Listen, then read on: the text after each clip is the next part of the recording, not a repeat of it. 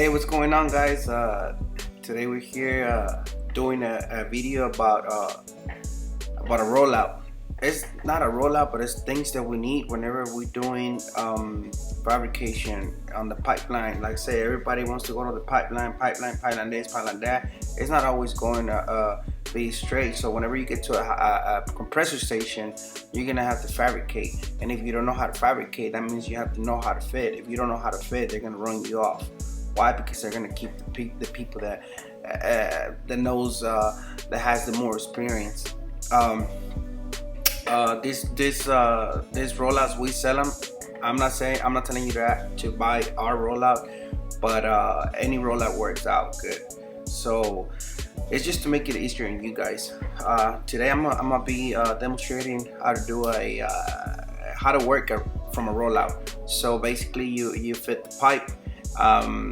You tack it. Obviously I'm using 6010 1.8 at a 96 amps and 40 on the art force. I'm using a cross country 300. Always make sure to grind your starts and stops, guys. That's gonna help you out whenever to do the tie-ins. That's the most important things, because if you don't know how to tie in, or if it doesn't tie in good, the inspector won't pass it. ¿Qué onda, chavos? Les estaba diciendo este video más que nada sobre la rola. No es video sobre la rola, es cómo trabajamos afuera. O sea, no nomás en la línea, se trata de trabajar línea, derecho. Va a llevar unos momentos que vas a tener que fabricar y vas a tener que fabricar. Entonces hay muchos lugares que te dicen, hey, güey, tienes que hacer 250 pulgadas de producción. Entonces ahí es donde la rola te va a servir mucho. ¿Por qué? Porque tú vas a agarrar fitting con fitting, flancha con 90, flancha con 45, para tratar de sacar todas tus pulgadas a tiempo, y pues para que no te corran, ¿verdad? Si no las sacas a tiempo te van a correr, obviamente. Pero consíganse una rola. Nosotros vendemos estas rolas. No les estoy diciendo esto para que compren la rola nosotros. Cualquier rola que hagan, la puedes hacer homemade. Yo traía una homemade hecha por mí. Cualquier rola que hagan les va a jalar, les va a facilitar la vida. Y como les digo, chavos, es para que se les faciliten las cosas. Ahí puedes firear, puedes limpiar las partes como al principio del video. O sea, es mucho más fácil. Ahora, estas rolas que armamos nosotros, no nomás nosotros, hay mucha gente que las arma, como les digo, pero por si en esta ocasión que traigo la de nosotros, esa rola, no sé si miraron que yo la jalé se abría y se cerraba los dientes con una, ¿cómo se llama? Con un taladro. Eso es para no estar ahí dándole vueltas con la llavecita para atrás y para adelante, para atrás y para adelante. Alright, let's talk about what I'm doing right here. Okay, so obviously you guys see me that I'm rolling it out. I had a big gap. Don't do that mistake. I didn't put a spacer on it. I should have put a spacer. I didn't find anything. I'm not saying that I'm the best. I have a little bit of experience. You know, I've been out there by myself, and I have to work with what I have. But if you can, the best spacer that you can find is like those blades from the Salsa. Those are perfect. You can make those. You can put them in between, tack the top, and take it off. Tack the bottom, and you're good. You tack to one side, and then whenever you turn it, you tack to the same side. But if you look at it, you're tacking to the opposite way. You're running it the opposite way. It was kind of open, so that's why I started doing a one side, and then I stopped and then moved to the other side. If not, if the gap was perfect, I would have done it like the whole beat all the way around with no problem. Now I wasn't using the remote. I just had it at a 96. I started 96, and I just kept my weight going like that. Usually I don't mess with the remote a lot, because once you get the hang of it, you know what to do. Yeah, I was running 1.8, and I was running 96 all the way around. There was just one right now. If you're looking at the picture right now, on the other side, it was kind of close. So right there, I bumped it to 106. and still 40 on the art force. Okay guys, vamos a hablar de lo que estamos haciendo ahorita. Obviamente, pues como miran, la estoy rolando la pipa. Estoy usando varía de un 8. La estoy metiendo a 96. No cometan el error que yo cometí de firiarla hacia low way. No la firié low way, sino que hay formas de firiarlo. Entonces una forma que le puedes poner, el gap que le puedes poner es un 16. El mejor gap, si has mirado las salsa blades que venden como del serrucho, como un serrucho, esos están perfectas para que puedas ponerlo en medio y puedas hacerle un spacer correcto, o sea, perfecto, para que no tengas problemas cuando estés haciendo la penetración o cuando estás haciendo el root. Como les digo, muchachos, acuérdense de grainear sus pasadas o cuando terminen. A mí no me gusta grainear, la mera verdad, al chile. Yo detesto grainear. Después ustedes solo se van a dar cuenta que en realidad no hay necesidad de hacer tanta graineadera, pero solo con el tiempo y con la confianza que vayan agarrando, solo se van a dar cuenta de eso. No es malo grainear. En un test yo te recomiendo que siempre grainees hasta que ya te canses, porque prefieres que te salga bien, o que te prefieres asegurar, ¿sí me entiendes? En vez de que digas, chingada madre, no le graineé aquí, que no puedas dormir en la noche. Bueno, chavos, ya acabamos el root, ya lo graineamos y vamos a hacer los hot pass. El paso caliente, básicamente lo estamos haciendo con una pasada y ya la estamos rellenando a que se quede flochada para nomás seguir la capeada. Esta es una 316 pipeliner y la estoy corriendo a 165. Alright guys, let's start with we're already on the half pass. I already grind my root. The half pass I'm running it is a 316. I'm using a pipeliner 316, and I'm running it at 165. 165, same art force. Basically what I'm just doing circles, trying to fill it up. I'm doing one pass, and that pass should be flush it. That's the way they do it on the pipeline. They put the root, they're hot. It all depends on the size of the pipe, right? But more than like almost it's root hot, and then you whenever you put the hot, you flush it. That's the root. Say I'm not the best, but I'm just trying to teach you guys what I learned, what I know. So I'm gonna go ahead and put the cap, and like I say, look, man, with this roller everything is easy. I don't have to be on my back, like on the floor, my knees. I don't have to put the knee pads and all that stuff. Invest in something that is gonna help you make the work easy for you guys. This rollout, like I said, this is a fancy rollout. There's a bunch of rollouts out there. You can even make it yourself. If you don't want to make it yourself, if you don't want to build it yourself, you can just contact me, or you can just get it at arcshow.com, and we'll ship it out for you guys. But like I said, you can make your own rollout. But these things make everything easier for you, like your work. You're gonna get faster.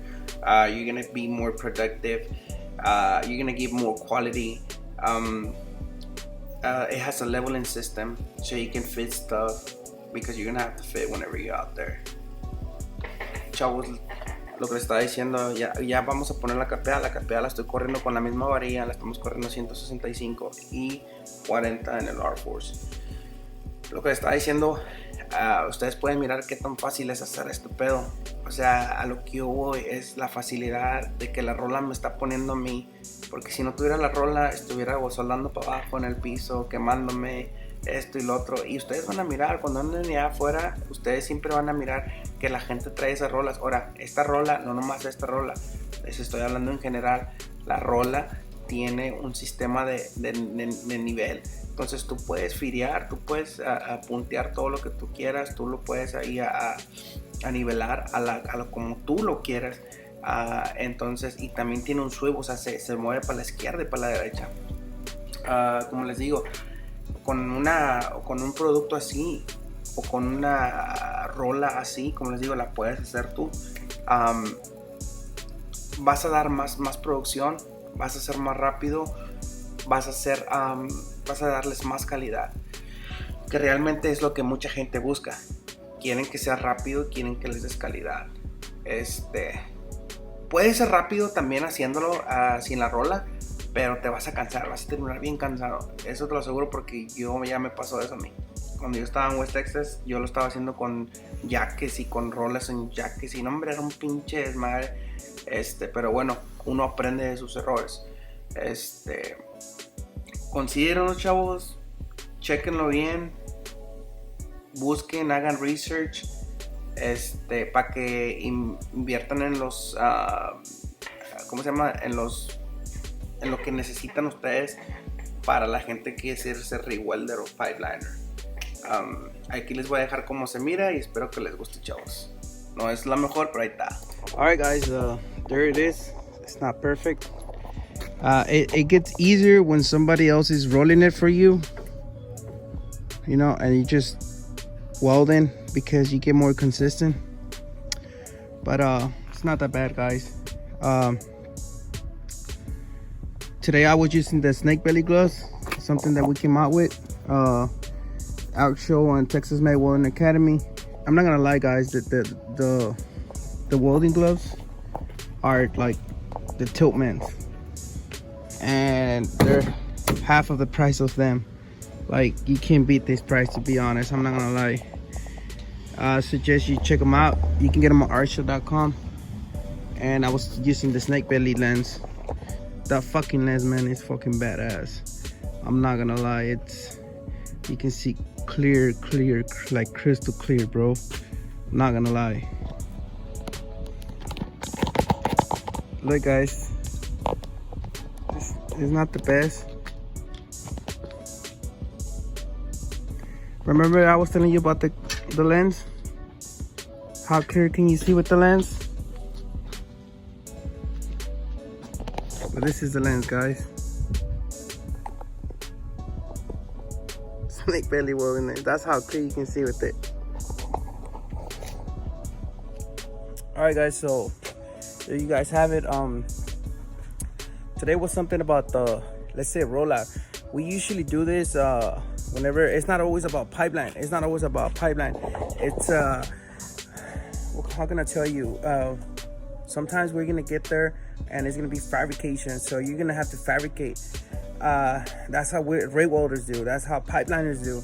It's not just about welding, straight line, welding, straight line. It's about you gotta learn how to fit. You gotta learn how to do takeoffs. If you see someone is doing something, just get close to them and, you know, ask them. That way you can learn. That's the way I did it. Is the rollout useful for us? It is fucking useful. This is a fancy rollout. I'm not gonna lie. This is a fancy rollout. This is the first time I had one of this, and it's anybody Lino gave it to me. I'm a cheap ass mother for this, but he makes them. You can get them on artshow.com. It's a really nice rollout. I had something like this. You can always do something like you know, this is from my buddy's one. Nothing is mine. So this is my buddy's one. Something you can those bolts is to put them on the flange, and then you can roll it out. This is the brake, and that's something you can like a homemade thing. But yeah, guys, like I said, rollout. The first time I went out, I was on West Texas and I was working for Anadarko. I didn't have no rollout, and it was fucking hell for me. I'm not gonna lie. I had jack stands with rollers, but it's not the same, guys. Especially whenever they give you like a little 2-inch flange and a 45 to fit. It's just a fucking mess. So you gotta improvise, right? So what was I doing? I was doing when I was running spools, like, let's say I got a 4-foot spool, which is a 4-foot piece of pipe with 2 flanges on the ends. I had to bolt the other flange and then the 45, that way I can roll out the whole thing. I was improvising. Like I said, whenever you're on a bind, you have to work with what you have. So I know it's everything's expensive. Tools are expensive. Everything's expensive. But you're gonna be getting it like slowly. as soon as you get another check. And I know we're always behind and this and that and all that shit. But anyways, you'll get there. Don't you know, just be patient guys. Ok, chavos, como les estaba diciendo, que si esta rola era muy, que si nos servía o no nos servía. Sí nos sirve. La primera vez que yo fui a un jale sin rola, me la pasé bien mal, especialmente cuando te dan piezas chiquitas, una flancha chiquita de 2 con un 45. Se batalla demasiado, es bien culero, la mera verdad. ¿Para qué les voy a decir? Es bien culero. ¿Qué les puedo decir, chavos? La mera verdad, esta es una rola muy fancy, como le ven aquí, está muy lujosa para mí. Yo soy bien culo para comprar cosas. Esta mi amigo Lino me la regaló, pero él las hace. Las puedes agarrar en archer.com, o puedes agarrar algo así como esta que le estaba enseñando ahorita, que esta es de Juan. Es de stainless. Esta la usa para stainless, para las copas de stainless. Pero ya, chavos, como les digo, no es lo mejor, pero ahí va. Disculpenme que no hemos subido videos, hemos estado ocupados con lo del lente.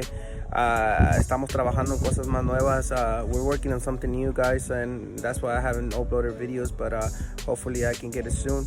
And as soon as I have time, I'm gonna upload more videos.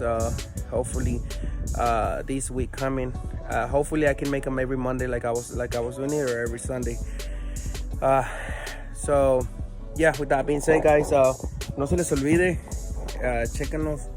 Es la misma calidad que los Tillmans, son los que sacamos. Se llaman Snakebelly, que es la marca de lente. Snakebelly Welding Lens. Tenemos en Hilliard y tenemos en María. No les voy a mentir, chavos, es la misma pinche calidad, se los juro, pero a mitad de precio de lo que valen los otros cabrones. So, chequenos cuando tengan tiempo, y si pueden apoyarnos, se los agradecemos demasiado. Alguna pregunta que tengan, mándenme un mensaje, y ya saben, aquí estamos para servirles. Cuídense, chavos, y que Dios nos bendiga. Aquí les voy a dejar un video de la rola para que miren más o menos cómo se mira y cómo trabaja.